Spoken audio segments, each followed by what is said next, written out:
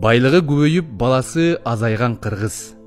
Түркистан аймагы боюнча 2021 жылга карата демографиялык схемаларга ылайык эң төмөн көрсөткүч Каракалпакстан, Түндүк Казакстан жана Кыргызстанда экен.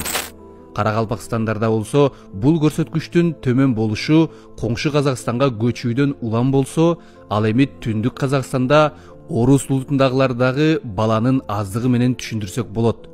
Соңку 15 жыл ичинде жалгыз кыргыздарда гана демографиялык абал стабилдүү төмөндөп жатат.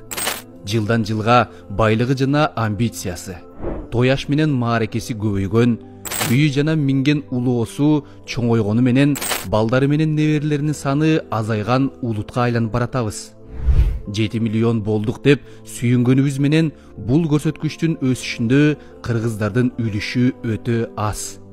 Төрөлгөн балдардын көпчүлүгү өлкөбүздүн өзбек улутундагы жарандарынын активдүүлүгү аркылуу ишке ашып жатат. Статистикалык маалыматка ылайык 1 миллион деген санга жетишти. Муну окуп алып, аларды сөгүп, каргагандын кереги жок. Кошунанын аялы улам төрөп жатса, анын күйөөсүн сөккөндөй эле майнапсыз нерсе. Өлкөдөн сыртка чыкпай эле уйгур дунгандар, өзбек каристер, даргин чечендер 4-5 балалуу болуп, очор-бачар жашап жатышат.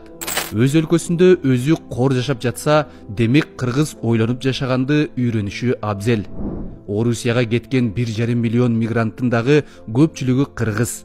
Мигрант үй бүлө күтсө да кеч үйлөнөт. Кеч үйлөнгөн жана ден соолугун орустун суугуна алдырган кыргыз ашып барса 1-2 балалуу болот.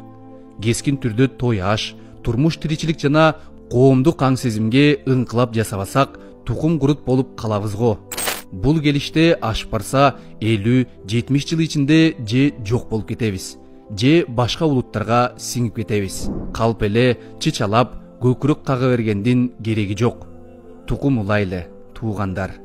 Урматым менен Нуриет Абдулазиз.